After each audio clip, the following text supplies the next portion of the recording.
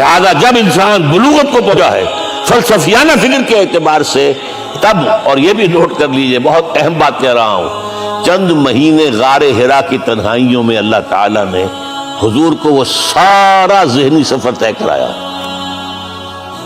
کیا کرتے تھے حضور جا کر غار حرا میں؟ کبھی سوچا آپ نے؟ اگر آپ یہودیوں میں پیدا ہوئے ہوتے تو یہودی طرز پر آپ عبادت کرتے،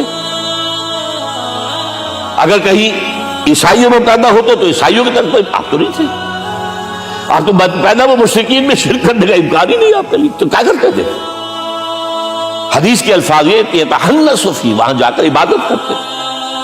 اب شارحین حدیث نے بہت عمدہ لکھا ہے، کانا صفت تعبدہ فی غار حرا التفکر والاعتبار، غار حرا میں آپ کی عبادت فکر، غور و فکر، تفکر و اعتبار، جس کی میں تعبیر یہ کر رہا ہوں، جس کو کہا کبھی اکبر الہ آبادی نے، خدا کے کام دیکھو بعد کیا ہے اور کیا پہلے، نظر آتا ہے مجھ کو بدر سے غار حرا پہلے۔ تم غار حرا کو نہیں جانتے؟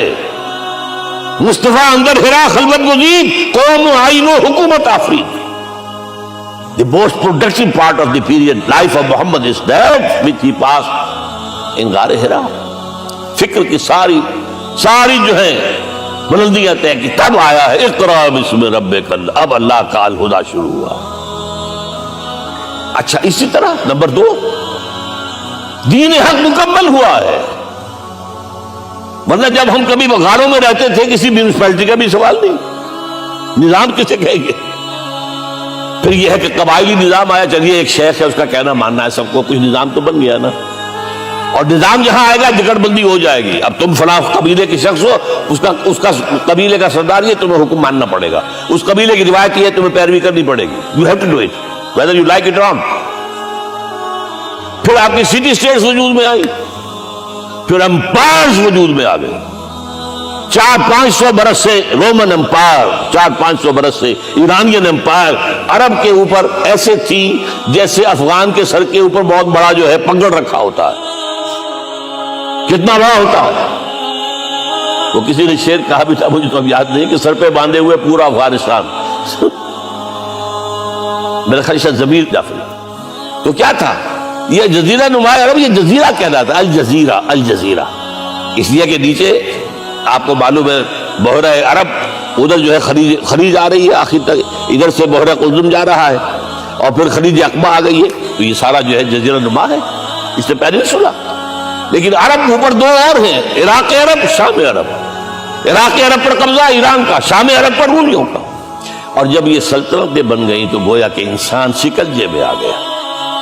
ظلم، محنت کرے کسان، عیش کرے جاگیردار، اور بادشاہ محل بنائے، لگان وہاں سے آ رہا ہے۔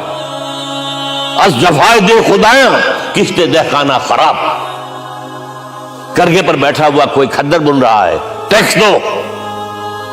بادشاہ محل بھی بنائے گا، یاشیاں بھی کرے گا، سارا نسوانی حسن جو ہے کوہ قاف کا لے آئے گا اپنے ہاں، اور پھر فوج بھی رکھے گا، ذرا تم نے گردن اٹھائی تو تمہاری سرکوبی کرنے کے لیے فوج تیار ہے۔ یہ جب جکڑ بند آئی ہے انسان پر، تب محمد کو بھیجا گیا ہے۔